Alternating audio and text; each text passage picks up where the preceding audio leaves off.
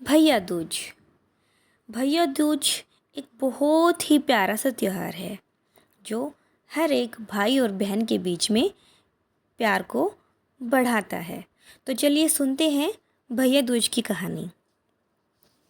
एक जाट था, एक भाट था।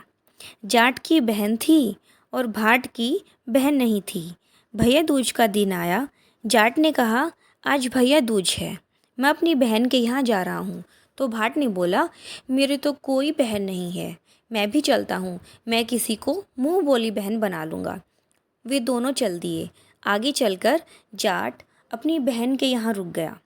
भाट ने देखा कि कुएं पर दो पनहारी पानी भर रही हैं और आपस में बातें कर रही हैं कि आज भैया दूज है, आज हमारा भाई आएगा, जल्दी जल्दी चलो। तो दूसरी बोली, मेरा तो कोई भाई ही नहीं है, मैं किसको टिका करूँगी।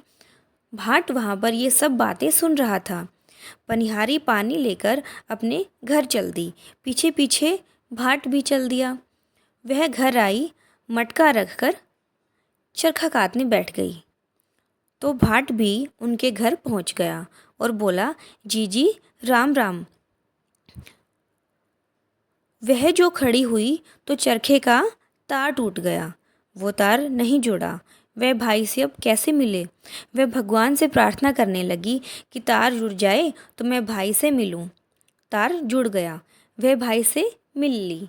पड़ोसन को पूछने लगी, आज मेरा भाई आया है तो चावल कैसे बनाऊं। पड़ोसन ने कहा, तेल में छोंका दे दे और घी में चावल चढ़ा दे, ना छोंका ही सूखे न चावल ही गले।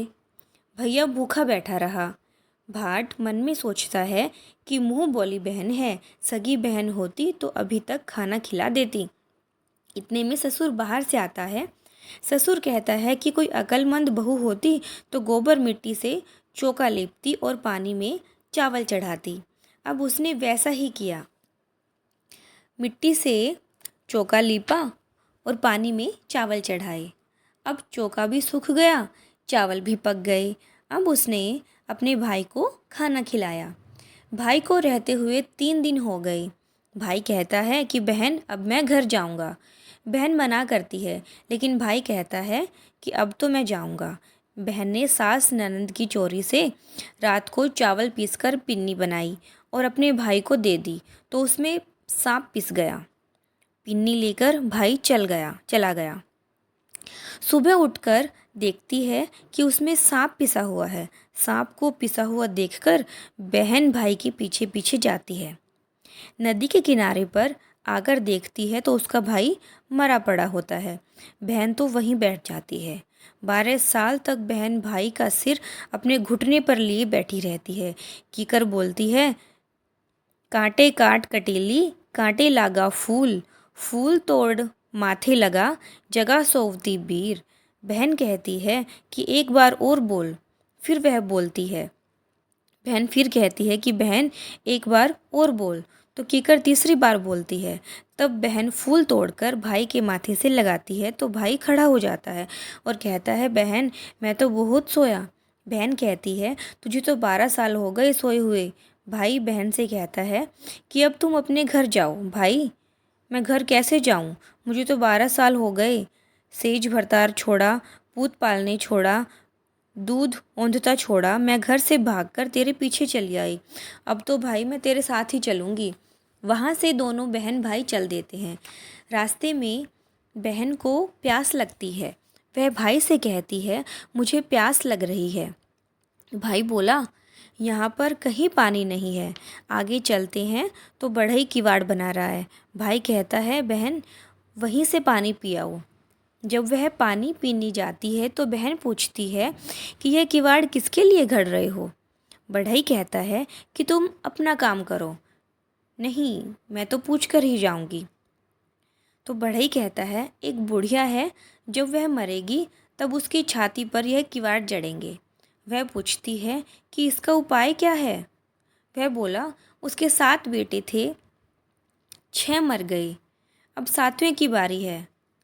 कोई बुआ हो या बहन हो तो सारे काम अशुभ करे तो माँ जिंदा रहेगी। बहन कहती है कि फिर उसका उपाय बताओ। क्योंकि उसका मुंह बोला भाई उस बुढ़िया का 7वां बेटा है। बढ़ई बताता है कि जिस वक्त लड़के की सगाई आए तो लोटे से कर लेना, बान होवे तो भी लोटे से कर लेना। जिस वक्त मोड़ बंधे तो उसकी जगह फूस का पूला बांधे। दरवाजे से बारात नहीं निकाले, दीवार तोड़कर वहाँ से निकाले। मर्दाना भेष भरकर बहन बारात के साथ जाए। अब एक करवा ले और एक लाठी ले ले। जिस वक्त भाई फेरों पर बैठे तो नाग आएगा, तब उस नाग को हांडिया में डाल दे। फिर नागिन आएगी तो उससे वचन भरवा लेना। जब वह वचन भर ले तब नागिन से कहे कि मेरे 7 भाई और 7 भाभीियों को छोड़ दे। तो वह कहेगी, पापिन हत्यारिन, तूने मुझे ठग लिया, जा अब छोड़ती हूँ। तो उसने उसके 7 भाई और 7 भाभीियों को छोड़ दिया। तब 7 घोड़े और 7 डोले आए तो बहन सबको लेकर बारात के साथ वापस आती है। बुढ़िया सोचती है कि जो मेरे साथ होता है वही होगा। 6 तो मरे थे, अब 7वें की बारी है। इतने में सब आते दिखाई देते हैं तो पड़ोसन कहती है कि तेरे 7 बेटे बहू आ रहे हैं। तो बुढ़िया कहती है कि तुम हंसी नहीं करोगी तो कौन करेगा। तो वे कहती हैं कि नहीं नहीं, हम सच कह रहे हैं, हम हंसी नहीं कर रहे हैं, तेरी बेटी भी आ रही है। बुढ़िया बोली, अगर सब आ रहे हैं तो बेटे की पगड़ी, बहू की चुंदड़ी और मेरे आँख के जाले, कानों के ताले खुल जाएं। तब वैसा ही हो गया। फिर वह बुढ़िया को सारी कहानी सुनाती है तो सब खुश हो जाते हैं। माँ और भाई ने अपनी बहन को बहुत धन देकर विदा किया। जैसा उसको भाई मिला वैसा सबको मिले।